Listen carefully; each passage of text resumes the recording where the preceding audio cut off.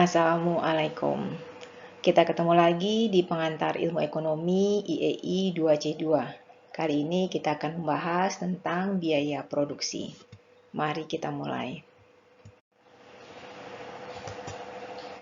Biaya produksi itu biasanya dibagi menjadi dua macam, yaitu jangka pendek dan jangka panjang.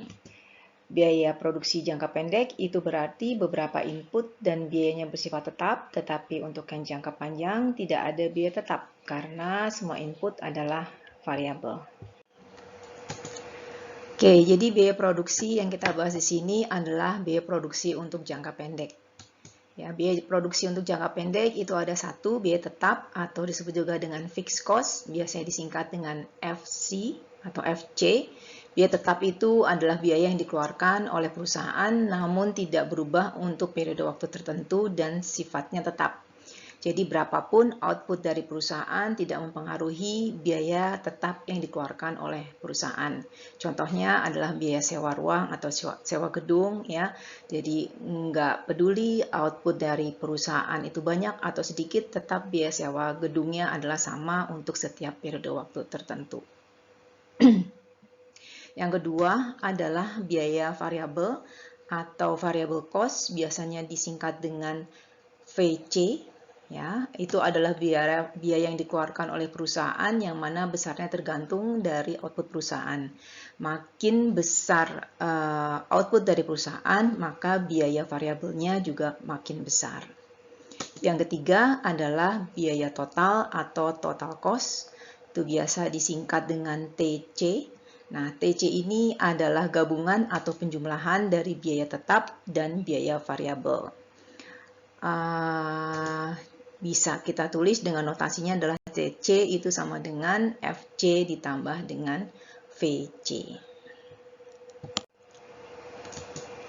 Selain dari tiga biaya yang telah kita sebutkan tadi, biaya tetap, kemudian biaya variabel, dan biaya total, biaya produksi juga dibagi menjadi beberapa biaya lagi seperti biaya tetap rata-rata atau average fixed cost, biasanya disingkat dengan notasi AFC.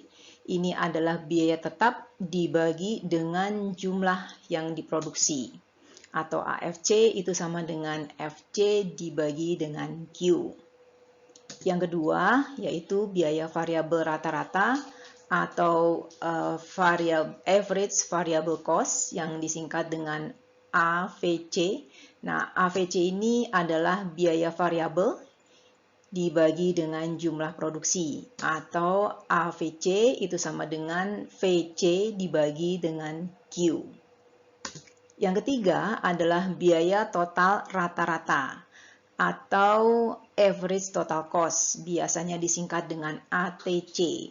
ATC ini adalah biaya total dibagi dengan jumlah produksi atau notasinya adalah ATC sama dengan TC dibagi dengan Q. Tapi ATC juga merupakan gabungan atau penjumlahan dari AFC ditambah dengan AVC. Yang keempat adalah biaya marginal atau marginal cost, biasanya dinotasikan dengan MC. MC itu adalah penambahan biaya total ketika output bertambah 1 unit.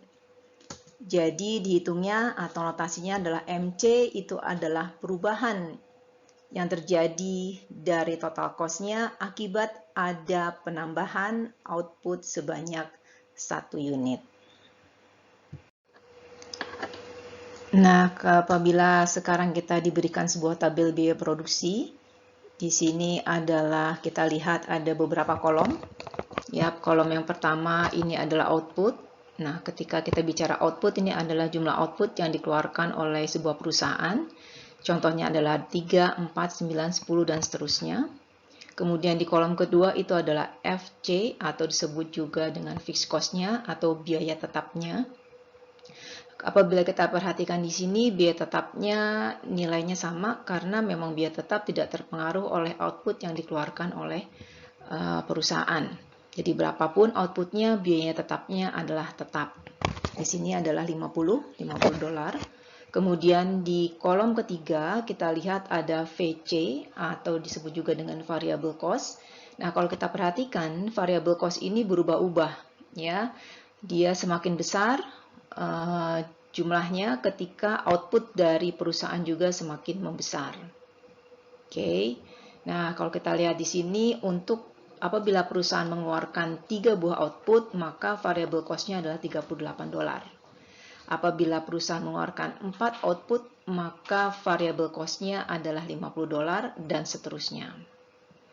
Kemudian di kolom ketiga kita lihat ada total cost, di mana kita ketahui sebelumnya setelah ada definisinya yaitu total cost itu adalah fixed cost ya ditambah dengan variable cost.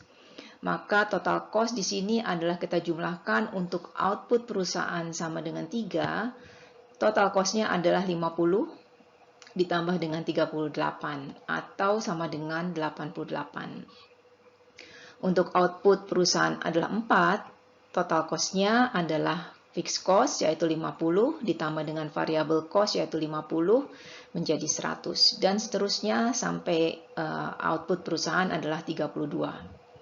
Kemudian apabila kita perhatikan tentang MC atau marginal cost, nah, marginal cost itu adalah, tadi definisinya adalah perubahan yang terjadi dari total cost akibat penambahan output sebesar 1 unit. Nah, kalau kita lihat di sini, dari 3 ke 4, berapa perubahan outputnya? 1 unit. Maka MC-nya adalah berapa? Perubahan biaya totalnya berapa? Perubahan biaya totalnya adalah 100 dikurangin 88 atau 12. Ya. Nah, apabila kita menghitung dari 9 ke 10, di sini cuma ada perubahan 1 output, maka kita bisa menghitung MC-nya adalah 8, itu dari 158 dikurangi dengan 150. Nah, sekarang bagaimana kalau kita misalkan ingin menghitung marginal cost untuk yang ini, ya, antara output dari 4 sampai 9. Karena outputnya perubahannya bukan 1, tetapi 5, ya, 9 dikurangin 4. Apa yang harus kita lakukan? Kita harus membagi, ya, total cost-nya ini, perubahan total cost-nya dibagi juga dengan perubahan output yang ada di sini. Jadi di sini bisa kita tulis perubahan total cost-nya itu adalah 150 dikurangi dengan 100. Sementara perubahan dari outputnya adalah 9 dikurangi 4 atau dari 4 menjadi 9, sehingga ini kita bisa dapatkan ini adalah 50 dibagi dengan 5 atau sama dengan 10. Jadi di sini kita bisa menuliskan sebenarnya marginal cost-nya adalah 10. Kemudian kita masuk ke kolom yang berikutnya. Kolom yang berikutnya itu adalah average fixed cost. Average fixed cost ini adalah rata-rata dari fixed cost. Jadi adalah kita harus membagi fixed cost-nya dengan output-nya.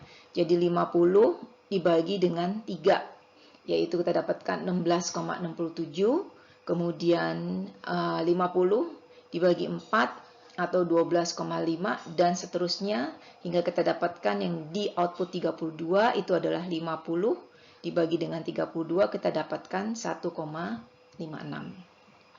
Nah, kalau kita lihat patternnya di sini, average fixed cost ini makin lama makin mengecil. Karena apa? Karena output perusahaannya makin lama makin banyak, sementara biayanya itu tetap. Ya, jadi sesuatu yang tetap apabila dibagi dengan sesuatu yang lebih banyak, maka hasilnya akan menjadi lebih kecil. Kemudian dari average fixed cost, ya, di kolom average fixed cost ini adalah bukan average fixed cost tapi average variable cost. Nah, ketika kita menghitung average variable cost itu kita harus menghitung rata-ratanya, yaitu total dari variable cost-nya dibagi dengan output. Jadi di sini adalah 38 dibagi dengan 3 kita akan dapatkan 12,6. Ya, begitu juga di baris yang kedua itu adalah 50 dibagi dengan 4, yaitu 12,5 dan seterusnya. Kita lihat di sini average cost-nya dari mulai output dari 3 sampai dengan 32 seperti pada tabel di sini. Ya, kalau kita lihat, kita perhatikan patternnya, polanya, ini adalah makin lama kita lihat rata-rata dari variable cost-nya itu turun ya, turun. Tapi untuk saat tertentu dia menaik. Ya, jadi kalau kita lihat dia di titik ini ya di 9,09 ini adalah titik yang minimumnya. Jadi titik minimum ketika average variable cost-nya mencapai titik paling rendah. Ya, yaitu di output berapa? Di output 22. Oke, kemudian kalau kita bicara dengan average total cost itu pada dasarnya adalah average fixed cost ditambah dengan average variable cost, atau juga kita bisa menghitungnya dari total cost-nya dibagi dengan output-nya. Ya, jadi bisa salah satu dari itu. Nah, average total cost ini berarti adalah 16,67 untuk yang output 3 ya, untuk output 3 itu adalah 16,67 ditambah 12,66 atau 29,33 dan seterusnya hingga output sama dengan 32 itu adalah 1,56 ditambah dengan 12,50 atau sama dengan 14,06. Nah, kalau kita lihat patternnya juga ya di average total cost ini dia sama dengan pattern yang ada di average variable cost. Jadi dia makin ada satu periode di mana nilainya berkurang ya sampai pada satu titik minimum tertentu, yaitu di sini ya di 11,29 ini adalah titik minimumnya. Setelah itu nilainya bertambah lagi. Nah, sekarang kita mencoba untuk membuat kurva ya untuk biaya totalnya. Seperti pada tabel yang sebelumnya, di slide sebelumnya, itu kita sudah menghitung total biayanya, kemudian kita juga sudah menghitung total variable cost-nya dan juga total fixed cost-nya ya. Nah, sekarang kalau misalkan tabel tadi ya kita plot, maka kita akan dapatkan total fixed cost-nya atau kita gambarkan total fixed cost-nya tuh ada di sini ya, ada di 50. Jadi ini adalah fixed cost-nya. Kemudian kita tahu juga bahwa apabila tadi kita plot untuk variable cost-nya, maka bentuknya seperti kurva yang warna hijau ini. Nah, kemudian seperti kita ketahui bahwa total cost itu adalah fixed cost ditambah dengan variable cost, maka total cost itu adalah bentuknya seperti yang kurva warna hitam ini, yaitu penjumlahan dari variable cost-nya ditambah dengan fixed cost-nya. Nah, apabila dari tabel tadi kemudian kita akan menggambarkan kurva biaya per unit outputnya, itu ada artinya kita akan memplot ya dari data dari tabel tadi adalah marginal cost-nya, kemudian average fixed cost-nya, dan average variable cost-nya juga average total cost-nya. Nah, ketika keempat biaya tadi ya kita plot, itu akan kita dapatkan gambar seperti ini. Nah, ini kalau kita lihat ya, kalau kita perhatikan di sini, average fixed cost ini menurun seperti kita diskusikan sebelumnya, bahwa karena fixed cost-nya itu tetap dan dibagi dengan jumlah yang banyak, makin lama makin kecil. Ya, nah kalau kita perhatikan juga dengan marginal cost-nya, di sini kita plot dia punya titik minimum dan kemudian dia naik naik seterusnya. Untuk average total cost ya, average total cost dan average variable cost dia juga mempunyai titik-titik minimum. Seperti kita lihat tadi di tabel sebelumnya bahwa suatu saat dia di periode tertentu average variable cost itu menurun, kemudian di titik minimum setelah sampai pada titik minimum dia kemudian naik ya. Begitu juga dengan average total cost. Nah, sekarang kalau kita lihat ya, kapan itu MC lebih besar daripada average total cost ya.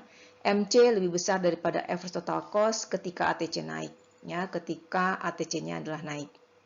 Jadi ketika ATC naik, maka MC lebih besar daripada average total cost-nya. Kemudian kondisi kapan MC lebih besar daripada AVC ya. MC lebih besar daripada AVC terjadi ketika AVC melakukan kenaikan. Oke.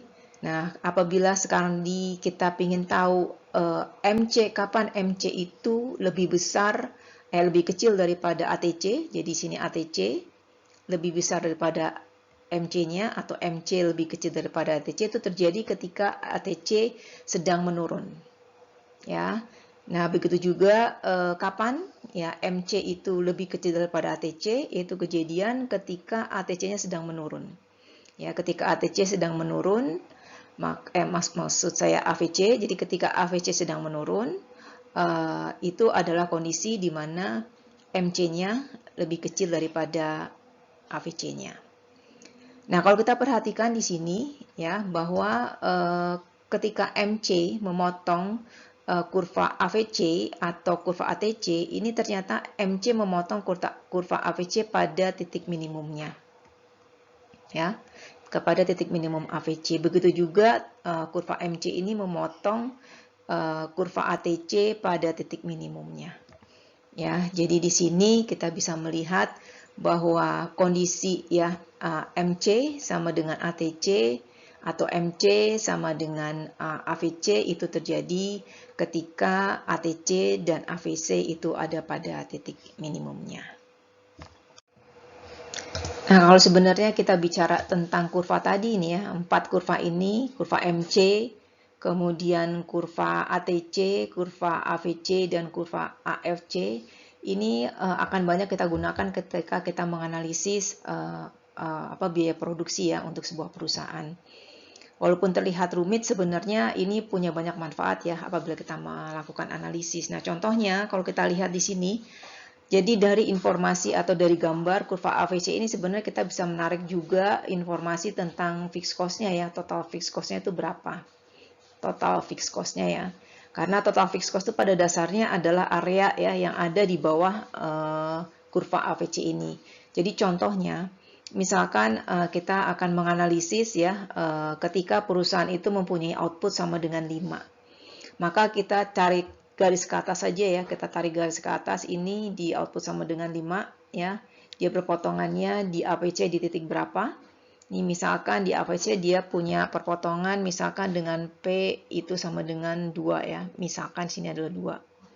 Kemudian dengan titik AVC misalkan di sini adalah 8. Dan di sini di titik ATC misalkan di sini adalah 10. Ya, jadi ini kita bicara berbeda dengan tabel yang tadi. Saya cuma untuk lebih mempermudah saja analisis kita. Maka kita akan bisa menghitung ya, yang disebut dengan total fixed cost-nya itu adalah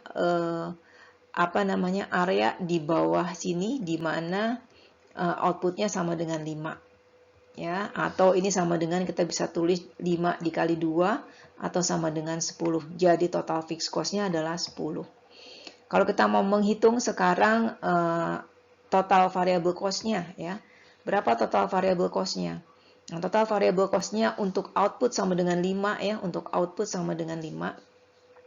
Itu adalah area yang di sini ya, area yang saya arsir berwarna biru ini.